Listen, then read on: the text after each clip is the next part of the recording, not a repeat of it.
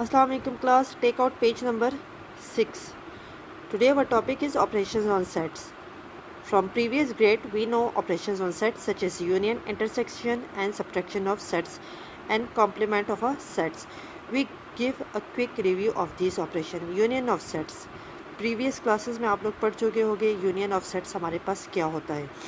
यहाँ पे example given है a is equal to curly brackets और फिर जो हमारे पास है a b c d, then b का सेट है, ये हमारे पास b का सेट है, इन दोनों का यूनियन फाइंड करना है. ठीक है, a union b is equal to ये सारे सेट्स जो थे हमारे पास यहाँ पे a b b. अब यहाँ पे देखें ये b 2 टाइम्स है, तो आपने 2 टाइम्स नहीं लिखना, आपने ओनली 1 टाइम लिखना है.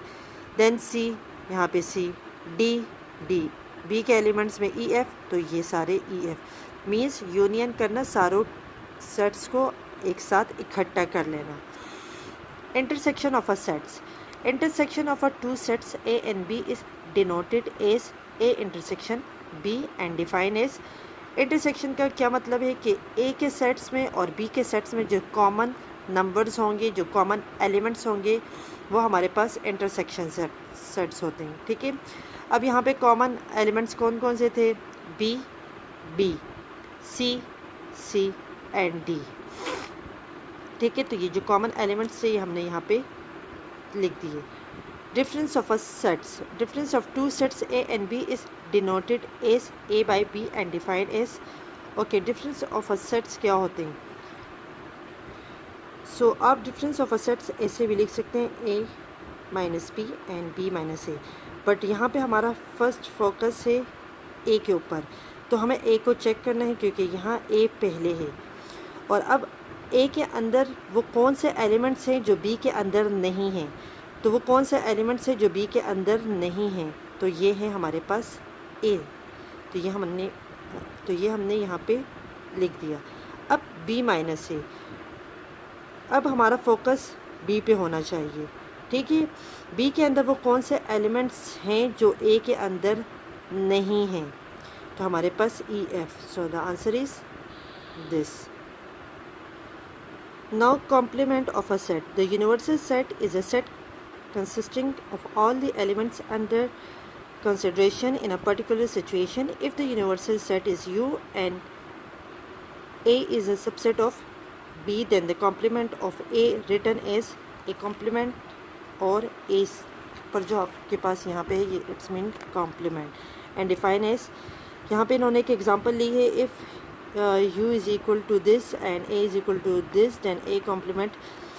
u का डिफरेंस मतलब u को हमने सॉल्व करना है. ठीक है, तो इन लोगों ने क्या किया है, यहाँ पे u के एलिमेंट्स आपने लिखने और a के एलिमेंट्स लिखने और मिड में आपने ये वाला साइन लगाना है. ठीक है, फिर क्या है कि ऐसे सेट्स जो हमारे पास देखें, ये वाले जो 4 5 एंड 4 5 यहाँ पे भी हैं, जो हमने कौन से सेट्स लेने हैं? हमने 1 2 एंड 3 लेने. तो ये हमारे पास आंसर आ गया. अब चलते हैं अपनी एग्जांपल की तरफ. यहाँ पे है कॉम्यूटेटिव लॉ. ठीक है, अब है A union B is equal to B union A. तो अब चेक करते commutative law of union of sets and A intersection B is equal to B intersection A. तो commutative law of intersection of sets. तो ये example हम solve करते हैं और देखते हैं क्या दोनों ये सेट्स इक्वल हैं आपस में या नहीं. सो स्टूडेंट्स, ये हमारे पास क्वेश्चन है. ठीक है, अब इसको हमने सॉल्व करना है कि ये दोनों आपस में इक्वल आते हैं या नहीं आते. So let's start.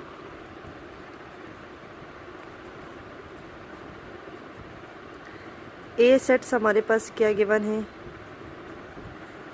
1 2 3 and 4. Then B हमारे पास क्या है? B is equal to 4 5 and 6.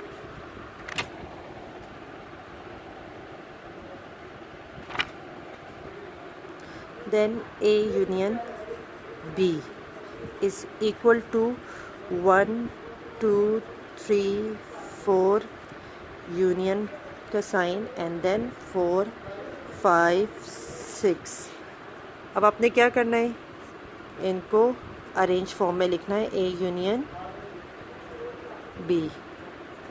तो 1 2 3 4 5 एंड 6।